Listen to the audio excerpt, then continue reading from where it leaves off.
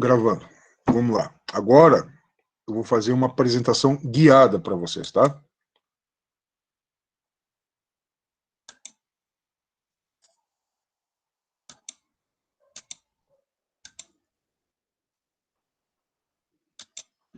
Se vocês não estiverem assistindo ou conseguindo ver o que eu vou mostrar, por favor, me chamem a atenção, né? Tá? Digam, ó, professor, não estou conseguindo ver a tela, tá? Botando o recado aqui de novo para quem não conseguiu ver. E vamos lá. Em primeiro lugar, vamos aqui para a nossa tela do Moodle, né? Então, Geografia 1, Veranópolis, curso técnico, integrado com o ensino médio, segundo ano, 2021. Beleza? Está aqui, né? O curso do Moodle, correto? É isso? Tá. Vamos lá, então. Aqui tem a apresentação, tá? Essa imagem aqui, que é do cenário europeu atual, né, que mostra a oposição entre a OTAN, NATO, na sigla em inglês, né, que é a aliança dos países da Europa Ocidental e Estados Unidos, que foi criada em 1949 para se defender da sua grande opositora, que era a União Soviética. A União Soviética não existe mais, está aqui apenas a Rússia e os seus ex-integrantes aqui em rosinha claro. A gente vai entender tudo isso aí daqui a pouco, tá? Mas essa aqui é apenas uma imagem que eu coloquei no início de apresentação. Cada semana eu vou colocar uma imagem correspondente à aula que nós vamos ter, tá? Para a gente refletir sobre isso. Essa aqui é uma situação de oposição entre dois grupos.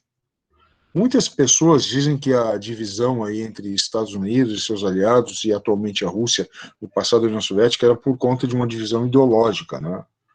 Pela defesa do capitalismo versus o socialismo. Esse aí é o argumento mais utilizado. Mas como a gente vai ver, tem algo mais além disso, né? E a intenção dessa aula é mostrar que a rivalidade entre as nações, muitas, na maioria das vezes, não é por questões ideológicas. Eu penso diferente de ti e, portanto, eu me oponho a ti. Não. São por razões, obviamente, econômicas, mas estratégicas de domínio territorial. Se não fosse assim, não teria nem sentido falar desse assunto em geografia, né? Aí ficaria para as aulas de história ou sociologia, que tem mais a ver com isso, né? Mas o nosso enfoque aqui na aula de geografia é falar sobre, nesse assunto, a geopolítica.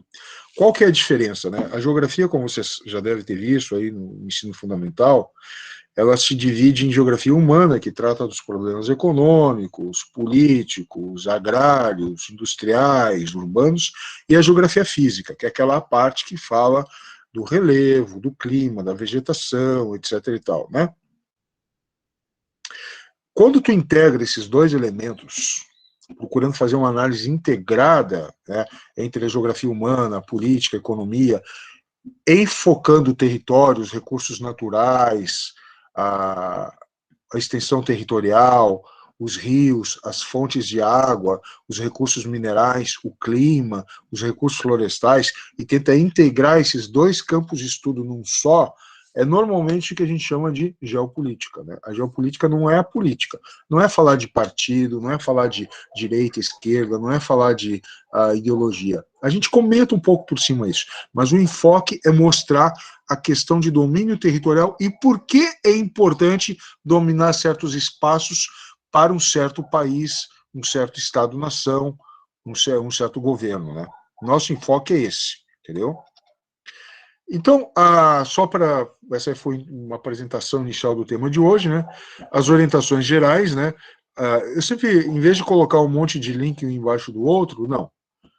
Nossa aula está aqui marcada, né? Dia 26 de maio, link tal, 15 horas. Na semana que vem, já no início da semana que vem, eu tiro isso daqui, altero a data e coloco outro link, tá? O nosso atendimento aos alunos vai ser no dia seguinte. Por que eu acho bom o dia seguinte? Porque daí vocês têm as dúvidas do dia anterior, né? Acho mais fácil assim.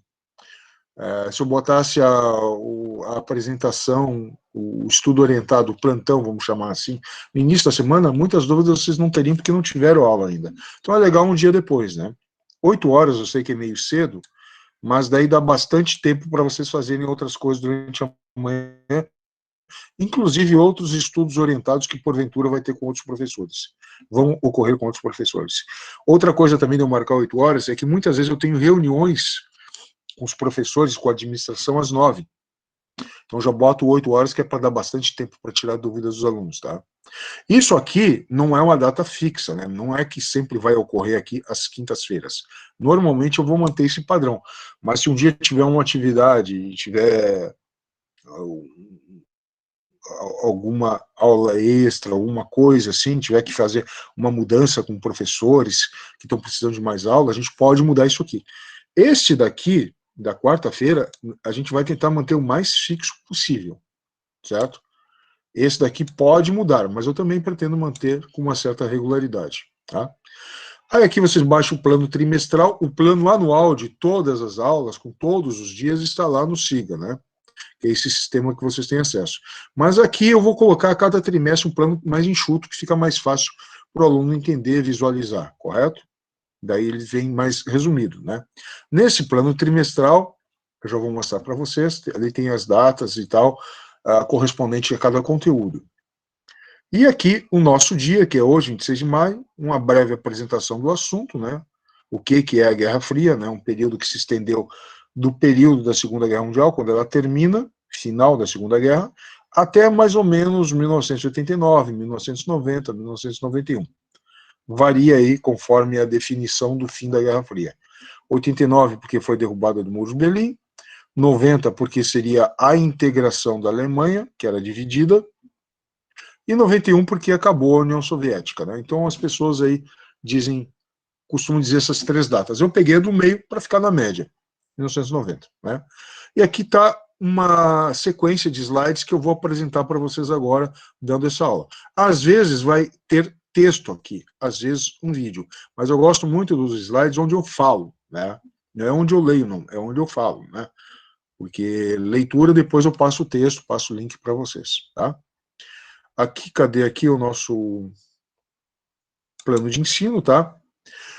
Então, hoje é Guerra Fria, pós-Guerra Fria, infelizmente isso aqui vai ter que ficar para depois, eu não deixo para trás, eu passo todo o conteúdo, mas isso aqui é uma projeção do que eu gostaria de fazer. Às vezes, como eu estou apresentando o curso, a aula mesmo de Guerra Fria vai ficar um pouco mais enxuta, aí eu empurro isso para cá, conecto com outro, faço uma aula única para 2 assuntos.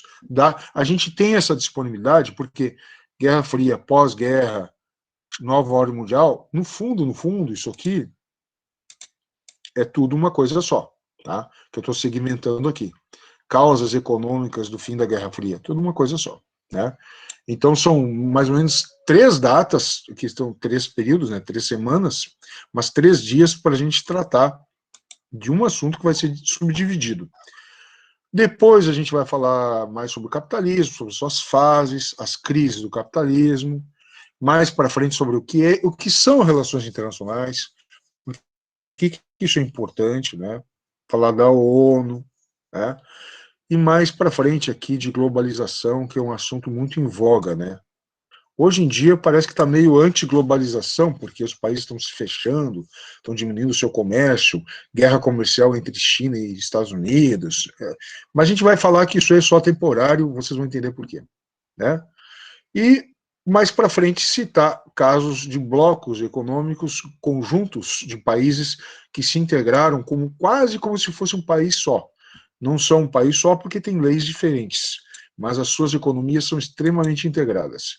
Alguns são bem-sucedidos, outros foram extintos e outros ainda existem de modo, eu ia dizer capenga, mas não é uma palavra muito bonita. Eles se sustentam, né? Mas eles não estão na sua melhor forma, né? Aqui nós temos 3 avaliações por um trimestre, eu até acho pouco, né? Mas é assim, eu pretendo passar tarefinhas para vocês, né? E essas tarefinhas muitas vezes sem valer nota, mas tipo assim, ó, faz esse exercício aí, vê se tu está entendendo. O gabarito está aqui mais para frente, mas faz para te ver se tu está entendendo, né? Porque às vezes fazendo um exercício a gente tem dúvidas. E por que é importante também o exercício, mesmo que não valha a nota? Para vocês treinarem para o vestibular, porque eu sei que muitos de vocês querem depois fazer seus vestibulares, né? Então é bom a gente ter exercícios que não são só na avaliação, tá? Ah, mas não vale nota, não vou fazer. Daí fica da consciência de cada um. Mas eu vou disponibilizar. E caso tenham dúvidas sobre aqueles exercícios, professor, eu respondi tal coisa, o gabarito está outra. Por quê? Eu respondo com o maior prazer, tá? Aliás, tirar dúvidas sobre as matérias, pessoal, ou sobre questões de referência à geografia. Eu vi um documentário no Netflix que falava de tal assunto. Se tiver a ver com geografia, eu respondo tranquilamente, né? É que às vezes é um documentário que fala de biologia, aí o meu conhecimento é muito superficial, né?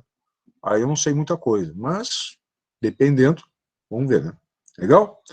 Então, pessoal, aqui está aquele arquivo que eu pedi, que tem lá no Moodle, né, para vocês baixarem, né? Guerra Fria, o que ela é? Como se desenvolveu, né? Guerra Fria é uma expressão criada para falar de uma guerra, uma situação de guerra latente. O que quer dizer isso? Sabe quando tu tá com bronca de alguém, pronto para se estourar, mas ainda não se estourou? Mas aquilo vai acumulando, vai acumulando, vai acumulando, vai acumulando, vai acumulando, mais ou menos isso. Bom, mas um dia eu fico tão forte que eu posso destruir o meu oponente. É, só que não é o caso da Guerra Fria, porque os dois oponentes se tornaram, se não igualmente, proporcionalmente fortes, de um modo que, se um atacasse o outro revidaria automaticamente e ambos se destruiriam. Se os Estados Unidos atacasse primeiro a antiga União Soviética, ele poderia levar uma vantagem, mas a União Soviética revidaria e os Estados Unidos ficaria tão destruído que não teria valido a pena. E vice-versa. Se a União Soviética tivesse atacado primeiro os Estados Unidos, também não valeria a pena.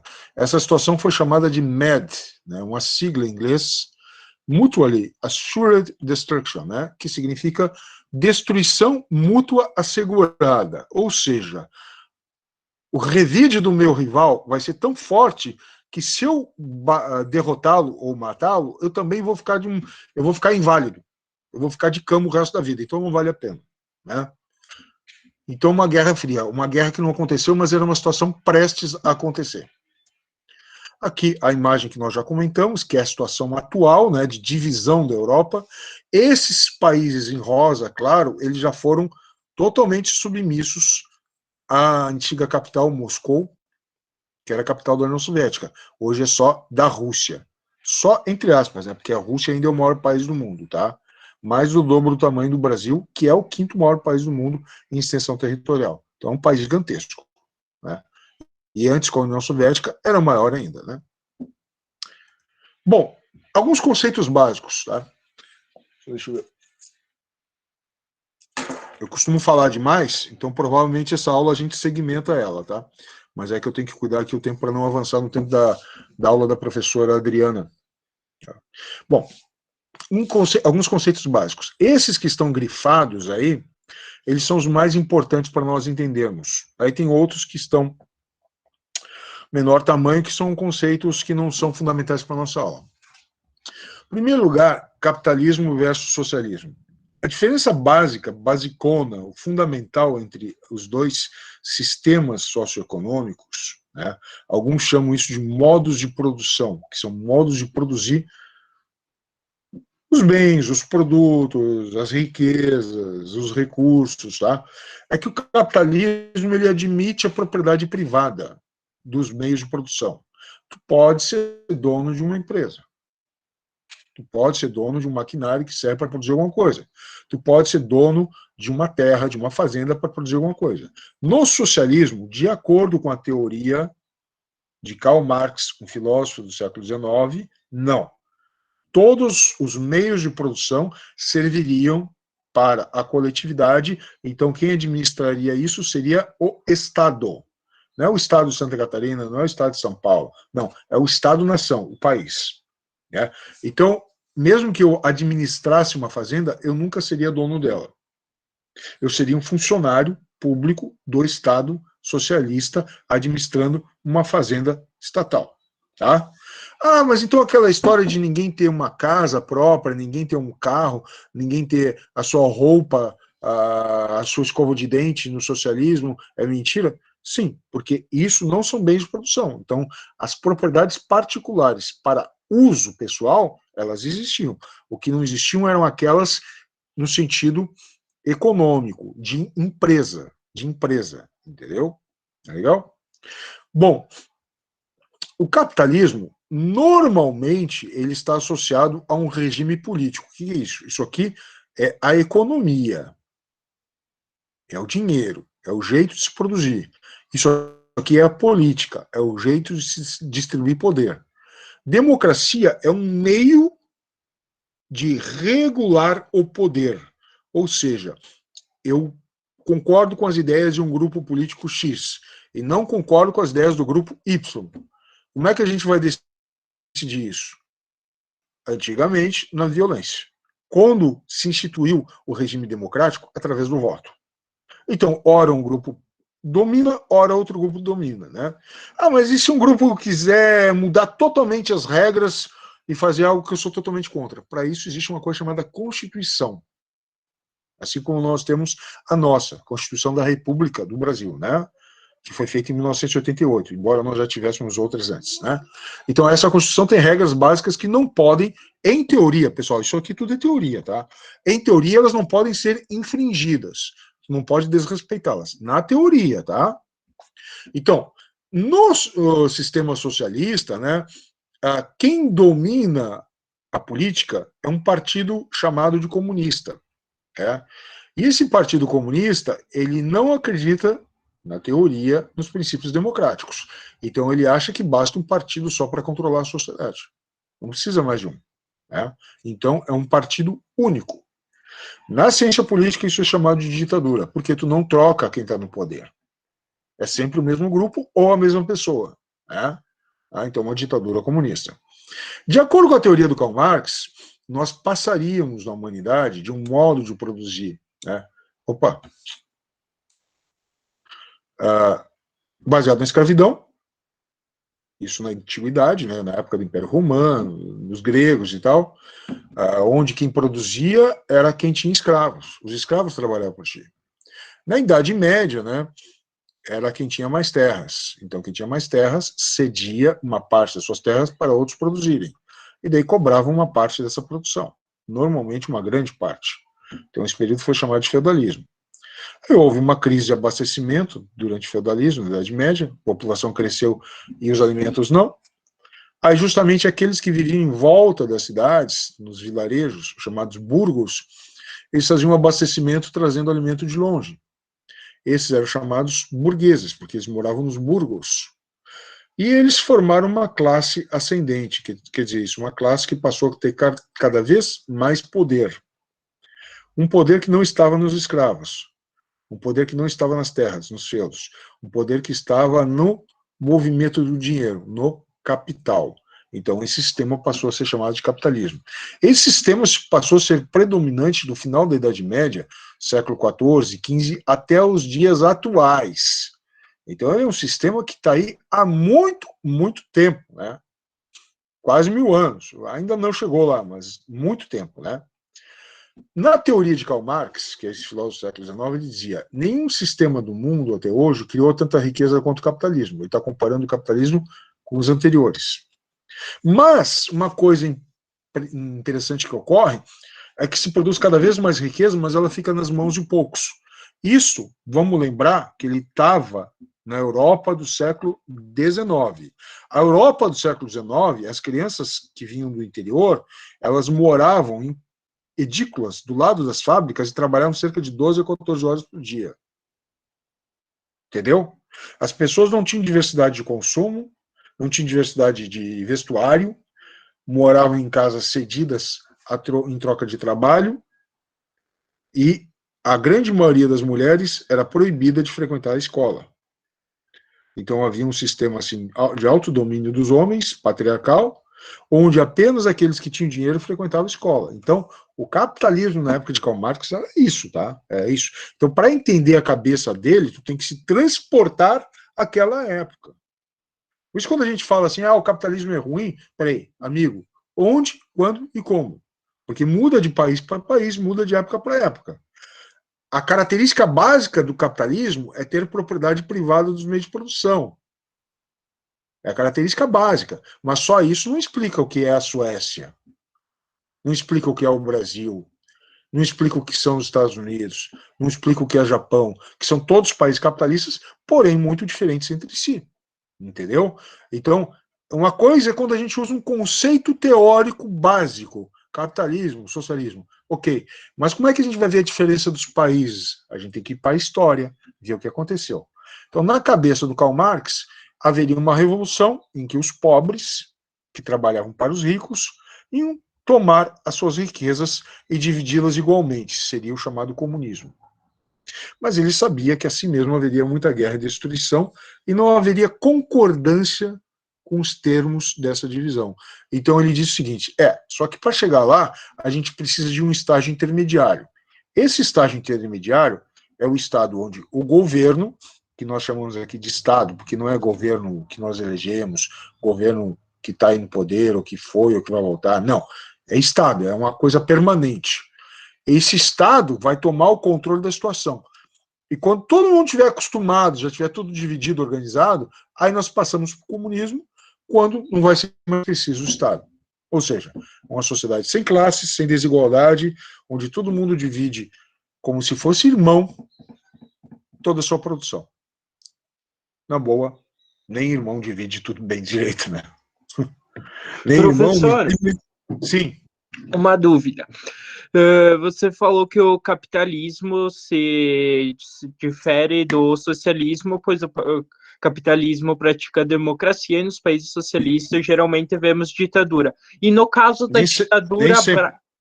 eu ia dizer, nem no sempre. caso da Porque ditadura brasileira... Tanto que eu falei assim, o capitalismo geralmente se relaciona a um regime democrático. Geralmente não quer dizer nem sempre. Na verdade, tu tem casos aí no Brasil que teve capitalismo com ditadura, o Chile com ditadura, e democracia é a mesma coisa, que é um conceito teórico, tá? Porque na Rússia tem democracia? Tem. E é bem livre? Depende. É um país que tem muita restrição ao jornalismo, não é totalmente democrático. Eles têm eleições? Tem. Há quantos anos o Putin, Vladimir Putin, que é o presidente, está no poder? Ele ficou eleito em 2 mandatos, deixou um sucessor dele e foi eleito mais de 2 vezes por 2 mandatos. E agora quer alterar a Constituição para ter direito a se reeleger indefinidamente. É democrático isso? De acordo com a lei deles mas de acordo com o conceito mais geral de democracia, de alternância ao poder, é muito fraco. Então, a democracia mesmo, uma coisa é a teoria, outra coisa é como ela existe em cada lugar. Né? E outra coisa é que o capitalismo, aquilo que eu falei, ele geralmente está associado à democracia, mas nem sempre ele existe na forma democrática. Um exemplo maior que nós temos hoje no mundo é a China. A China é cada vez mais capitalista no seu interior, porém não tem democracia, não tem troca no poder. Quem está lá é um partido único e comunista, mas não vamos confundir, não vamos adiantar as coisas, porque senão vai ficar muita informação agora para falar do caso da China. A China não se enquadra aqui, ó. Não, nós estamos falando da época da Guerra Fria, tá? A China atual é um exemplo de que como essa teoria ela está ultrapassada. Se está ultrapassada, por que eu estou ensinando? Porque ela explica a Guerra Fria, entendeu? Tá certo? Leandro, né, que falou? Certo, professor, agora eu entendi. Tá. Outra coisa, olha aqui, por que eu coloquei aqui em letras menores, tá? Socialismo democrático, social-democracia. Porque quando a gente fala em socialismo aqui nas aulas, nas teorias e tal, a gente está falando muito de um conceito teórico e uma ideologia lá do século XIX. Com o tempo, os membros do Partido Socialista, lá na Europa, eles divergiram daqueles membros mais radicais que queriam implantar o comunismo. E eles pensaram, essa ideia de revolução, de dividir tudo igual, não vai dar muito certo, não, né? A gente sabe como é que funciona. Então vamos fazer o seguinte, em vez da gente propor a revolução, vamos propor reformas. E essas reformas incluem tributar, o que quer dizer isso? Taxar a riqueza dos ricos, cada vez maior, e com esse dinheiro aplicar em reformas sociais. Escola pública para todas as crianças, direito das mulheres votarem, subsidiar moradia, cobrar mais barato a casa dos trabalhadores, desenvolver um sistema público de saúde, que é o mais importante, que eles não tinham. E aí a sociedade começou a melhorar, porque começou a se combater as doenças infecto-contagiosas. A vacinação começou a avançar, entendeu? Então, esse socialismo democrático europeu, que surgiu na Alemanha, na Suécia, na Noruega, na Finlândia, na Dinamarca, na França, Portugal, depois Espanha, Itália, nos países da Europa Ocidental, na Inglaterra, que é conhecida pelo melhor sistema de saúde pública do mundo e tal, isso aí passou a ser chamado de... nossa, eu tenho mania de marcar aqui a palavra e acabo clicando e passando. Desculpa aí. Mas esse sistema de cobrar mais impostos e retribuir em serviços sociais, ele passou a ser chamado de social-democracia, tá? E o Estado que eles criaram, chamado Welfare State, que seria traduzido o Estado de Bem-Estar Social, né? Então, os defensores desse tipo de sistema, que é capitalista, porém, com maior atuação do Estado na sociedade, maior direito social, passaram a ser chamados de socialistas europeus. Então, lá na Europa, tu falar em socialismo não tem mais a ver com aquela teoria revolucionária que nós usamos aqui na América Latina, né? Tem a ver com uma coisa que não predomina, que ainda não chegou aqui. Embora tenha partidos que se dizem social-democratas, a gente não pode dizer que no Brasil existiu ou exista uma social-democracia ainda, né? E aqueles que divergiram desse socialismo democrático, dessa social-democracia, que quiseram impor seu modo de agir na marra, na força, foram os nazistas, na Alemanha, durante um período, dividindo a sociedade em raças e excluindo grupos que eram mal vistos, e os fascistas na Itália, que eram aqueles que achavam que o Estado tinha que controlar a tudo e a todos. Não um Estado que servisse ao cidadão, mas um Estado que controlasse o cidadão. Como dizia o Mussolini, né, o líder fascista da Itália nesse período da Segunda Guerra. Nada fora do Estado, tudo dentro do Estado, tudo pelo Estado. Né? Estado, que é um sistema autoritário total. Né? Então são essas duas principais formas de ditadura, e a comunista que existiu na realidade, né? E as ditaduras dentro do capitalismo, né?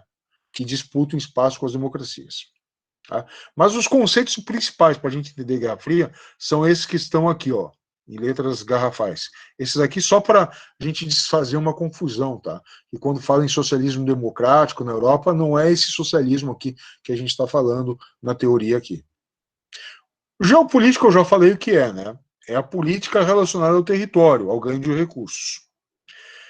Geralmente, isso está associado a uma visão de mundo realista. Repetir aqui, ó. Realismo é o cara que procura não ser idealista ingênuo. Tá, isso aí é muito bonito, mas vamos ver como é que funciona na realidade? Não confunda esse tipo de postura, de tentar entender a realidade como ela é, com pessimismo ou negativismo, que é uma coisa na filosofia que a gente chama de niilismo. Niilismo, que é a pessoa que é descrente, a pessoa que não acredita em mais nada. Ah, nada mais vai dar certo, não tem jeito, o mundo é esse mesmo, é uma desgraça só. Isso é um pensamento nihilista, tá? Negativista, pessimista. O pensamento realista não é isso. O pensamento realista é aquele que procura entender a realidade, mesmo com todas as suas mazelas, com todas as suas coisas ruins, para tentar mudá-la gradualmente. É diferente do idealista ingênuo, que acha que basta convencer as pessoas, eu vou subir no morro e falar com os traficantes que eles vão entender meu ponto de vista, eu vou propor a paz. Vai nessa. Claro que não, né? Entendeu? Ou da mesma forma, eu vou chegar numa zona de guerra e falar que somos todo mundo irmãos e vamos tratar na boa. Isso é um ponto de vista ingênuo. O que não quer dizer que tu vai propor guerra, mas tu quer entender a realidade para saber a melhor forma de atuar. Isso aí vai ter muito a ver com a aula de relações internacionais, que a gente vai falar sobre como são as relações internacionais, né? Normalmente elas se pautam no realismo, né? Não quer dizer que elas não têm ideais, elas têm ideais, mas elas precisam conhecer a realidade para tentar mudá-la, tá? E aqui uma observação, né? Na maior parte das vezes uma teoria propõe um caminho, um modelo, mas nem sempre esse modelo é o que aconteceu na realidade da história. Porque na realidade da história existem acidentes de percurso, né? Fatores que não são levados em consideração. Por exemplo, vamos dividir tudo igualmente. mas tudo igualmente o quê? A comida, as moradias, os empregos, o dinheiro. Mas ninguém ia perceber que certos produtos tecnológicos iam surgir e iam criar mais divisões entre a sociedade. Ninguém ia adivinhar que, por exemplo, no futuro, mesmo classes mais pobres iam ter acesso a um recurso de última geração que os ricos do passado não tinham, como, por exemplo, celulares, TVs de plasma. Se tu olhar, por exemplo, hoje em dia, quem tem acesso a veículos motorizados é muito mais em maior número do que no passado. E são pessoas que muitas vezes são consideradas classes baixas ou classe média baixa, e que no passado do Brasil, décadas atrás, mesmo algumas pessoas de classe média alta levavam muito tempo para adquirir um veículo. Então, a realidade mudou muito, o capitalismo mudou muito, entendeu? Bom, só para terminar, nós temos subdivisões dentro da Guerra Fria, tá? A Guerra Fria clássica, ela é entendida de 1947 a 53. Teve um presidente chamado R. Truman, que foi o cara que definiu como ia ser esse período, tá? Como eu já adentrei na aula da professora Adriana, eu vou encerrar por aqui. Não se apavorem com a quantidade de informação, que é assim mesmo, tá, pessoal? O início tem que falar muito de teoria. Depois a coisa flui com mais calma, com mais naturalidade, tá? Então, é isso aí, pessoal. Amanhã eu estou disponível no horário de plantão, tá? Mandem suas dúvidas, perguntem aí, escrevam por e-mail, por chat, por WhatsApp, eu vou formar o grupo o mais rápido possível e a gente vai conversando. Tudo bem? Então é isso aí, pessoal. Tchau para vocês e boa aula com a professora Adriana, tá?